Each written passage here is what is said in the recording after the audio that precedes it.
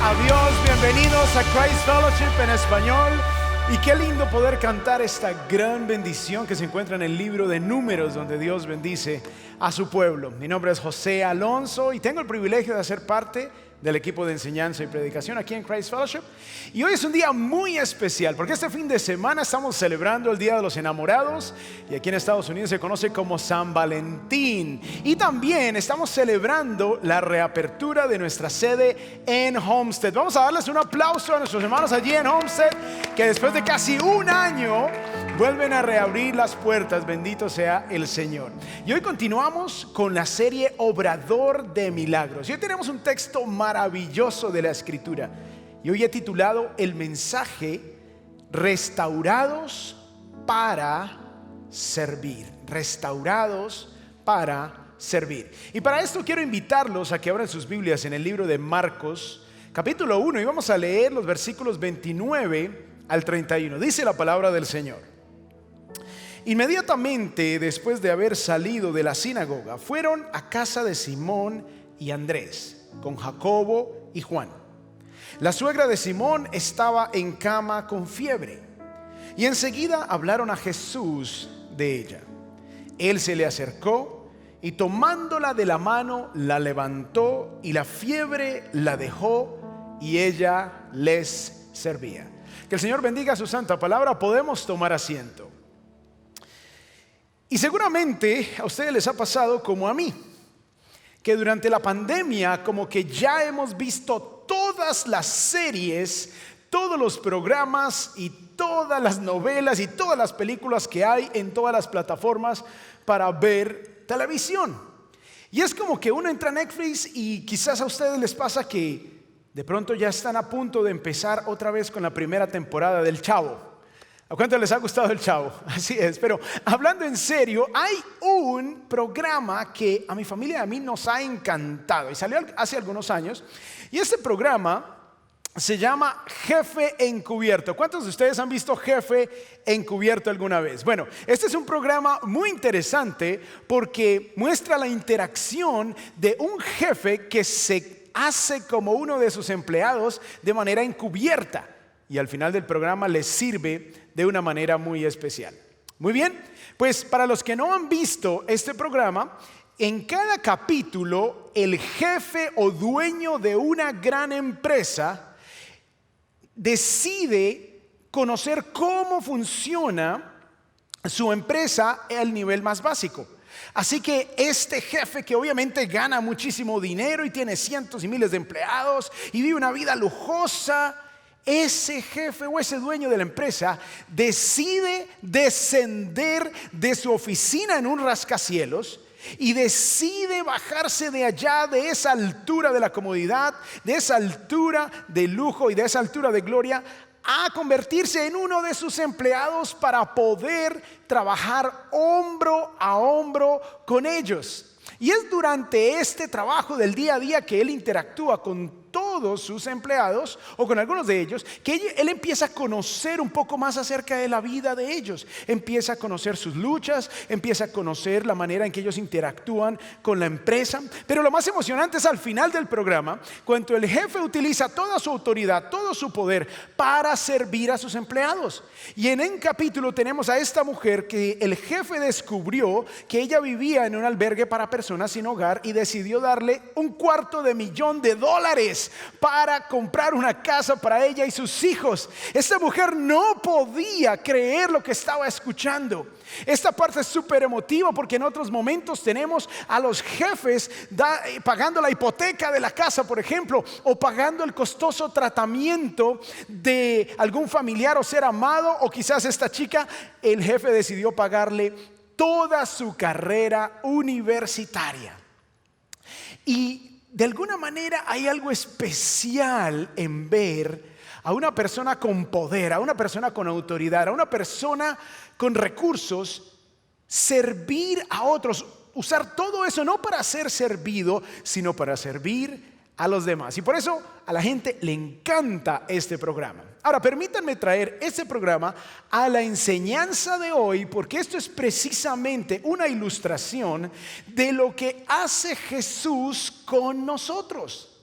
Jesús desciende de su posición de majestad, de su posición de gloria, de su posición privilegiada en los cielos como Dios, y se hace como uno de nosotros para venir a servirnos.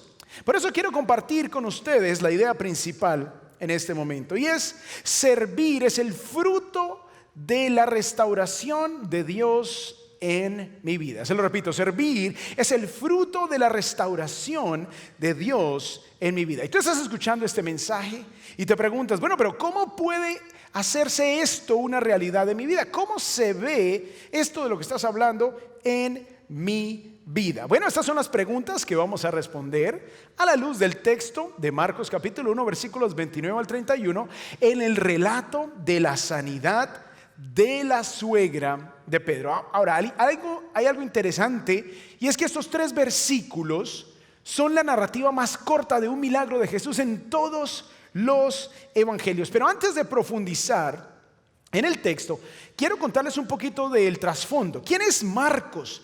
¿Quién es este evangelista que escribe este libro? Porque no lo encontramos en ninguna lista de los discípulos originales. Entonces, ¿cómo hizo para escribir estos acontecimientos y la vida de Jesús aquí en el Evangelio de Marcos? Bueno, resulta que Colosenses 4:10 nos dice que Marcos era primo de Bernabé. En el libro de los Hechos a Marcos se le conoce como Juan Marcos.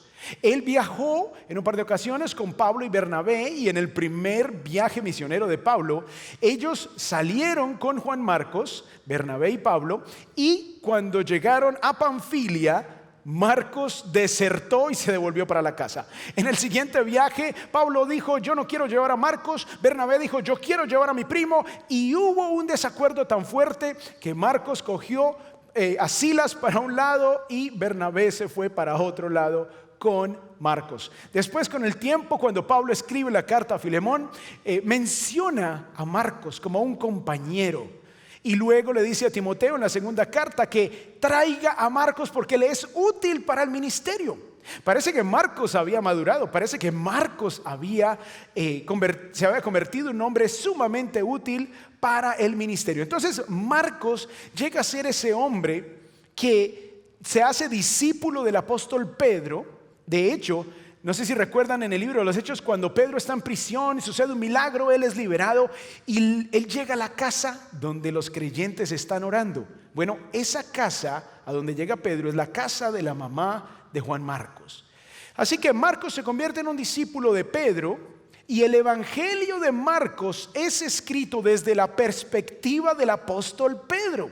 Así que esto es muy importante porque estamos hablando de la sanidad de la suegra de Pedro. Marcos no estuvo allí, pero Pedro le cuenta a Marcos para que él, inspirado por el Espíritu Santo, lo redacte y ahora tengamos nosotros esta historia. Ahora quiero contarles un poquito acerca de los evangelios. Nosotros tenemos en la Biblia 4 evangelios, y cada uno de los evangelistas va dando un enfoque diferente a el evangelio. Por ejemplo, tenemos el evangelio de Mateo, en donde Jesús es presentado como un rey, como el rey prometido, como el rey de gloria, como el rey de la salvación. Tenemos también a otro de los evangelistas, que es Lucas, y Lucas presenta a Jesús como hombre. Jesús como ese Dios que se hace hombre en realidad y quien sufre como un hombre y que es nuestro sustituto en la cruz del Calvario.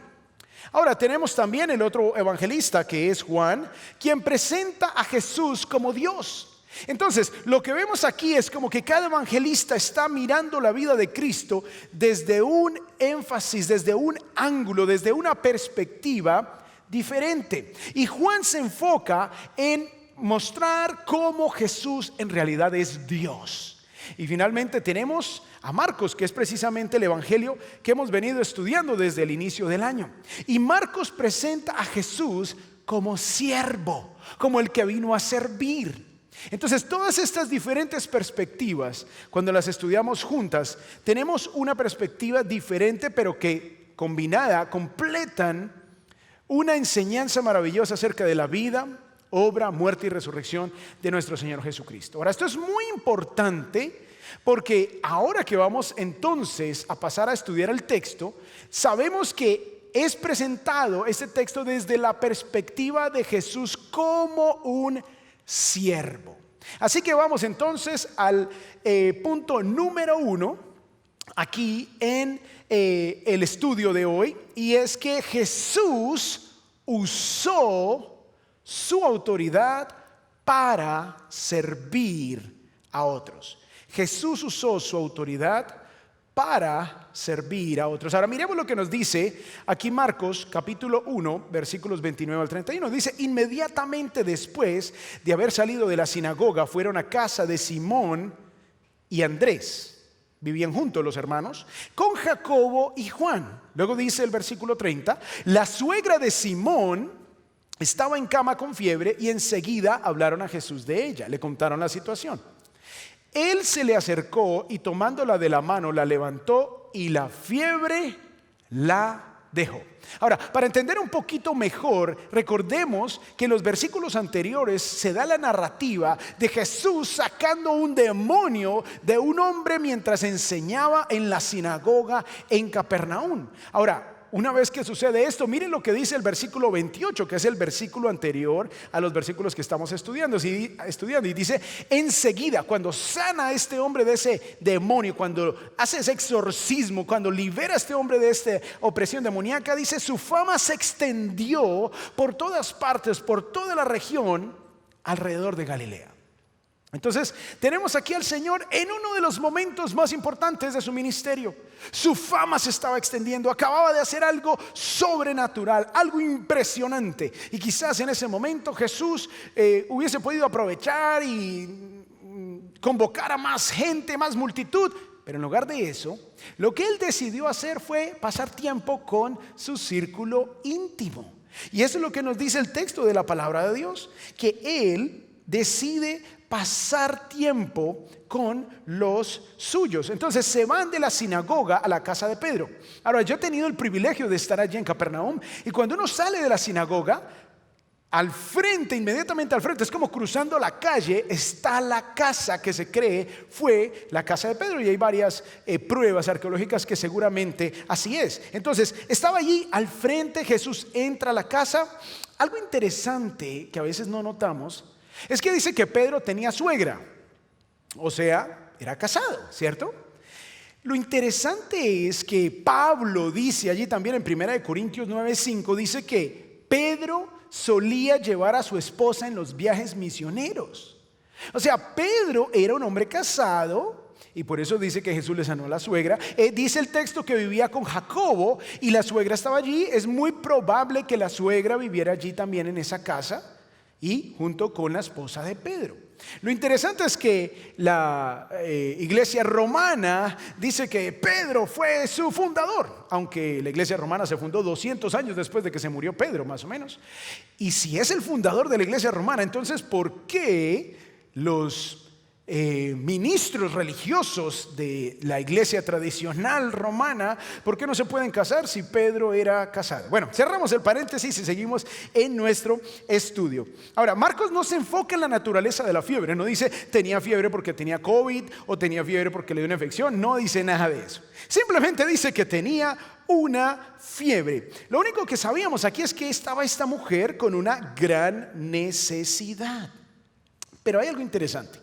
Desde la perspectiva judía, tocar a una persona enferma generaba una impureza ceremonial. O sea, yo no podía ir al templo si había tocado a alguien que estaba enfermo. Entonces, una persona con fiebre, si yo la tocaba, tenía que yo pasar por un proceso de purificación para poder entonces retomar mi servicio de adoración. Ahora, a Jesús no le interesa ese asunto de la impureza o la pureza, porque Él mismo, Él es la sanidad que necesitaba esta mujer. No había enfermedad que lo pudiera afectar a Él. Él afectaba a la enfermedad, amén. Y Él lo afecta hasta el día de hoy.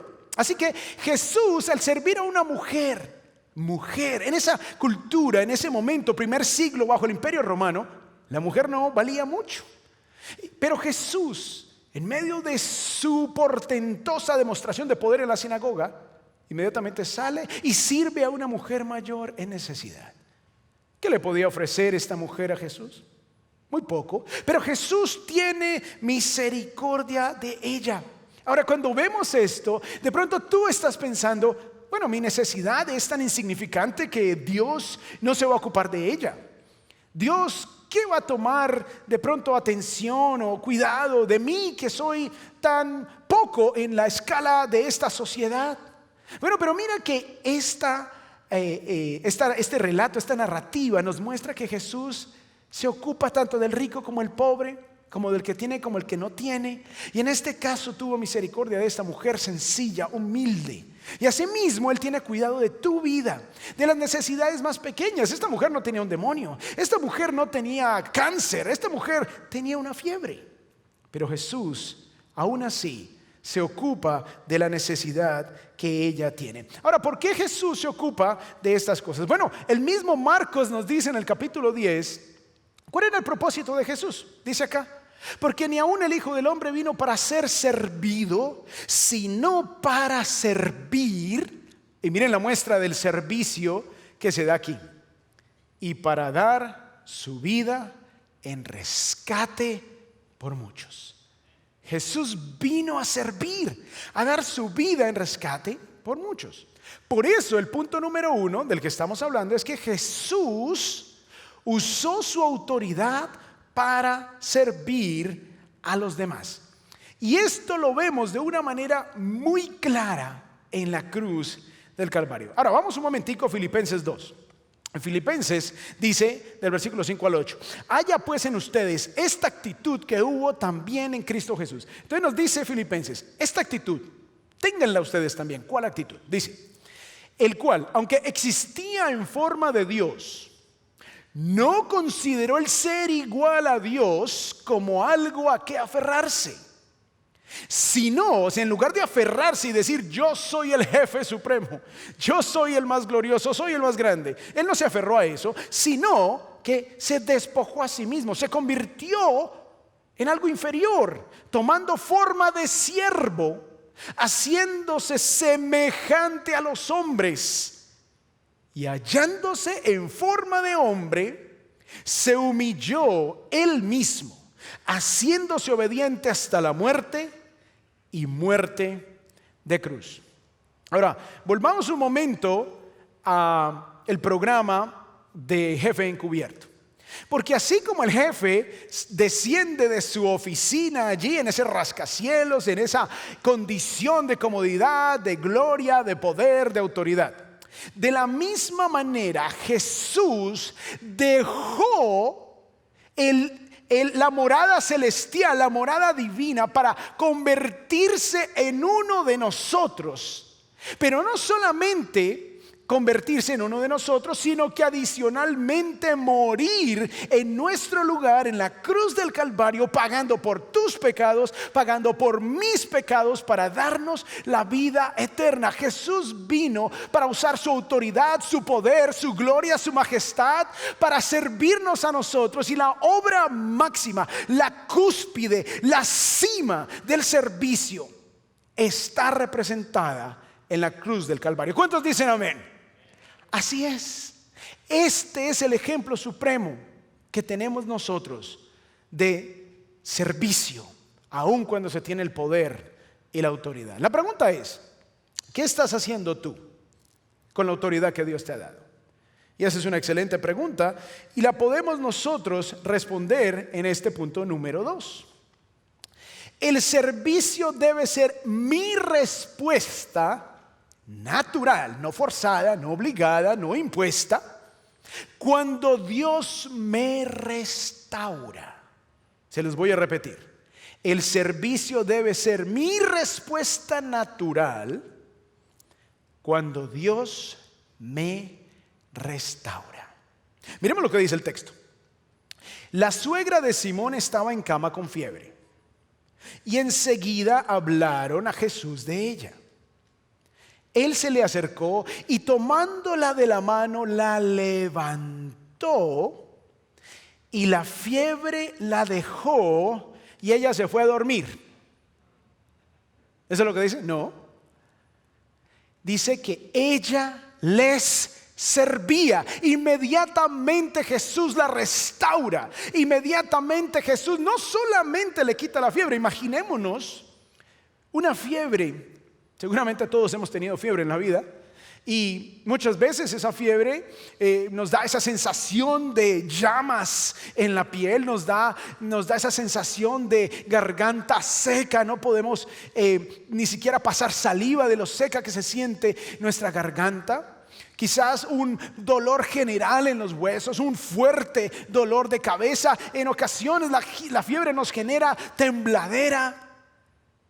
Y obviamente queda uno absolutamente exhausto, no se puede uno ni mover. Bueno, Jesús no solamente le quitó la fiebre a esta mujer, sino que restauró por completo sus fuerzas, de tal manera que esta mujer inmediatamente el Señor la toma de la mano, la levanta, ella se pone a servirles. Esta fue la respuesta natural de esta mujer. Nadie le tuvo que obligar, nadie le tuvo que decir: oye, mujer, no sabemos cómo se llamaba, ella no se da el nombre. Oye, suegra de Pedro, ¿por qué tú no te paras y nos sirves? Ahora hay algo interesante y como que la gente dice: bueno, un momentico, pero Jesús le sanó la suegra a Pedro. Pero es que hay algunas suegras que son como molestas. Hay gente que dice que Pedro negó al Señor Jesús 3 veces porque le sanó a la suegra. Bueno, hay otros que dicen que Adán y Eva vivieron felices, no porque vivían en el paraíso, sino porque no tenían suegras. Pero este no era el caso de esta mujer. Esta no era esa mujer molesta, no era esa mala suegra, era una buena suegra. Como seguramente todas las que están aquí escuchando este mensaje, ¿cuántas dicen amén? Gloria a Dios. Muy bien, así es. Así que ella no dijo: ay, miren, yo acabo de salir de una fiebre. ¿Por qué no más bien, Pedrito, sí, atiende a tu suegra de vez en cuando, hombre? Tráeme alguito, ayúdame. Jesús, de pronto tengo una amiga que tiene otra necesidad. ¿Será que podemos ir ahorita más tarde y tú le sirves a ella también? No, ella no hizo ninguna de esas cosas. Ella se puso de pie, el Señor la restauró y la respuesta natural fue servir. La pregunta ¿es necesario rogarte para que sirvas? ¿Es necesario recordarte que sirvas? ¿Es necesario prometerte algo para que sirvas? ¿Es necesario darte algo a cambio para que sirvas? ¿O estás tú ya dispuesto a servir porque has entendido que Dios ha restaurado tu vida? Así como Jesús restauró a la suegra de Pedro y ella inmediatamente se levantó a servir. Esa es la pregunta para nosotros en esta hora. Ahora, ¿qué tenía ella que ofrecer? Uno diría: bueno, pero ella queda exenta, ella queda por fuera de toda responsabilidad, porque era una mujer que dependía seguramente de Pedro, seguramente de Andrés, el hermano de Pedro, el otro hijo el hermano de Pedro, y seguramente estos eran los varones de la casa y ellos eran los que proveían. Entonces esta mujer no tenía mucha autoridad, no tenía dinero, no tenía un plan de retiro, no tenía una pensión, ella no tenía cómo ofrecer mucho, pero lo que tenía se lo ofreció al Señor Jesús y a todos los demás. Amén. ¿Qué tienes tú? Y de pronto tú tienes más que la suegra de Pedro. De pronto tú tienes un trabajo, de pronto tú tienes una pensión, de pronto tú tienes influencia, de pronto aún en tu trabajo tienes influencia. Y de pronto, si vamos subiendo en la escala social y económica, algunos de ustedes tienen dinero. De hecho, si somos honestos, casi todos los que estamos escuchando este mensaje vivimos mejor que el 99% de toda la población mundial. Tenemos agua, tenemos electricidad, tenemos automóvil, muchos de nosotros. Entonces eso nos genera una responsabilidad aún mayor, porque Dios nos ha dado mucho más y al que mucho se le da, mucho se le exige. Pero el servicio no debe ser obligado, el servicio debe ser la respuesta natural cuando entendemos que Dios nos ha restaurado. Recordemos la idea principal: servir es el fruto de la restauración de Dios en mi vida. El problema es que a veces no comprendemos muy bien lo que Dios ha hecho a nuestro favor y por eso no queremos servirlo, porque no entendemos. Yo les voy a contar un poquito de mi vida. Yo me puedo relacionar mucho con la suegra de Pedro porque a los 18 años el Señor tuvo misericordia de mí, su palabra llegó a mi vida, entendí que era un pecador, entendí que necesitaba entregar mi vida a Jesús y así lo hice por la misericordia de nuestro buen Dios. Y a medida que fue creciendo mi entendimiento de la restauración que Dios había obrado en mi vida, a medida que me fui dando cuenta más y más de la magnitud de lo que significa el sacrificio de Cristo en la cruz, a medida que me fui dando cuenta de esto, y yo iba estudiando en la universidad, luego iba hacia el campo médico, fui aceptado en la Universidad de Medicina y Odontología de Nueva Jersey. En ese momento mi entendimiento de la obra de Cristo era tan grande que yo dije, yo no puedo hacer nada menos que dedicar mi vida a decirle a otros de la obra de Cristo en la cruz a favor de ellos. Y fue allí donde le entregué mi vida al servicio tiempo completo al Señor y rechacé la vida que yo quería llevar por servir a mi Señor. Ahora, Dios de pronto no te está llamando a que sirvas tiempo completo en el ministerio. De pronto Dios no te está llamando a que dediques toda tu vida a servir al Señor de esta manera. Pero Dios sí te está llamando que en lo que tú hagas, en donde tú estés, en el momento de la vida que te encuentras, Dios sí te llama a que así, con todo lo que tú tienes, con los recursos que tú tienes, pocos o muchos, tú sirvas al Señor y a los demás. Esto es lo que Dios desea para tu vida. Y de pronto no has servido por eso, porque no has comprendido lo que Dios ha hecho por ti. O de pronto ni siquiera lo has experimentado. Y hoy te quiero invitar a que tú entregues tu vida a Jesús, a que entregues por completo tu vida a Él. Y a los que ya lo hicieron y no están sirviendo, te quiero animar para que recuerdes lo que Dios ha hecho. Y es mi oración que Dios afirme en tu corazón todo lo que Él ha hecho a tu favor, para que fluya de tu corazón el servirlo. Muy bien, vamos al punto número 3 y último. Servir demuestra mi amor por Jesús. Ahora, Jesús demostró su amor por el Padre sirviendo a Dios y sirviendo a los demás. La suegra de Pedro demostró su amor por Jesús sirviéndolo a Él y sirviendo a los demás. Y la manera en que tú y yo le demostramos nuestro amor a Jesús es la misma, sirviéndole. Miremos este pasaje en el libro de Deuteronomio, en el Antiguo Testamento. Miren lo que Dios le dice a Israel. Y sucederá que si obedecen mis mandamientos que les ordeno hoy. ¿Y cuál era el mandamiento? De amar al Señor su Dios. Amar, ¿ok? Tengan en cuenta ese verbo, amar.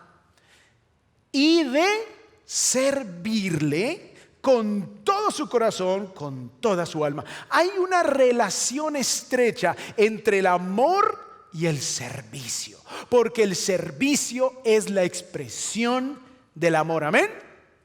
Vamos al Nuevo Testamento, Mateo capítulo 6 versículo 24. Jesús dice, nadie puede servir a dos señores. Miren el verbo servir, porque o aborrecerá al uno y, ¿qué dicen sus Biblias? Amará al otro. La relación entre servir y amar. O apreciará al uno y despreciará al otro. Hay una relación sumamente estrecha entre el servicio y el amor, porque el servicio es la demostración del amor. ¿Cuántas mujeres, quiero preguntar aquí, las que estén en la audiencia o allí viendo por internet o en alguna de nuestras sedes, cuántas mujeres se sienten amadas cuando el esposo arregla la cocina, lava los platos, hace el almuerzo y hace la cena? ¿Cuántas de ustedes se sienten amadas? Amén, amén. Miren, varones, ahí les están echando un directazo. No indirectazo, directazo. Muy bien, se sienten amadas. ¿Por qué? Porque el servicio está relacionado con el amor. Entonces nosotros cuando servimos a otros estamos demostrando el amor que les tenemos. Por eso es importante que hagamos actos de servicio. De hecho, con mi esposa hacemos consejería prematrimonial y una de las sesiones nosotros hablamos de los lenguajes del amor. Cómo expresar el amor y cómo entender el amor. Y uno de los lenguajes del amor es precisamente eso, los actos de servicio. Pero el servir cuesta. El servir no es algo que no nos cuesta nada. De hecho, nos va a costar tiempo. Nos va a costar de pronto levantarnos más temprano. Nos va a costar rechazar algunas cosas que nos gusta hacer para nosotros mismos por hacer cosas por los demás. Cuesta esfuerzo, negarme a mí mismo, recursos. Pero hoy quiero invitarte a que tú apliques este mensaje. Si Dios ha tocado tu vida, yo te quiero invitar a que tú sirvas al Señor. Y como iglesia queremos darte la oportunidad. Y te quiero invitar a que vayas a al siguiente sitio web: cfmiami.es/sirve. En este sitio web tú vas a encontrar todas las oportunidades de servicio en nuestras sedes locales y en nuestras sedes globales. Y ahí tú vas a escoger: me interesa producción, me interesa CF Kids, me interesa Students, el ministerio juvenil, o me interesa alcance a la comunidad, o de pronto la hospitalidad. Haces clic y luego dices regístrate. Te va a salir un formulario completamente en español en donde tú vas a darnos tus datos y nos vamos a contactar contigo para que tengas la oportunidad de servir al Señor. Y también tenemos un evento muy importante que viene pronto, y es el evento de la Noche de Equipos. Noche de Equipos, 24 de febrero, de 7 a 8:30 de la noche, en nuestra sede de West Kendall. Y ahí en la misma página web que te di, cfmiami.es/sirve, ahí puedes encontrar también información, porque el 24 de febrero, por primera vez en la vida de nuestra iglesia, tendremos Noche de Equipos 100% en español. Démosle un aplauso al Señor por esta oportunidad que el Señor nos da, de que ahora como hispanos en el ministerio en español vamos a tener esta noche de equipos de capacitación y de entrenamiento para poder servir mejor al Señor. Quiero cerrar recordándoles la idea principal: servir es el fruto de la restauración de Dios en mi vida. ¿Qué ha hecho Dios por ti? No solamente murió en tu lugar, sino que también te ha dado dones espirituales, mínimo uno a cada creyente, para que sirvas a los demás, para que pongas tus talentos, tu vida, tu energía al servicio de otros. Y hay una frase que me encanta, alguna vez la leí y quedó grabada en mi corazón, y dice: es imposible conocer a Jesús y no amarle, y es imposible amarle y no servirle. Vamos a orar. Dios, te damos gracias por tu bella palabra, Señor. Gracias por este mensaje especial que viene de tu corazón, Señor, para nosotros. Gracias, Padre, porque hoy celebramos el día del amor y la amistad.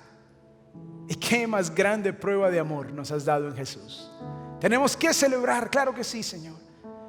Padre, yo te pido que tú movilices a tus hijos y que podamos ser todos siervos fieles.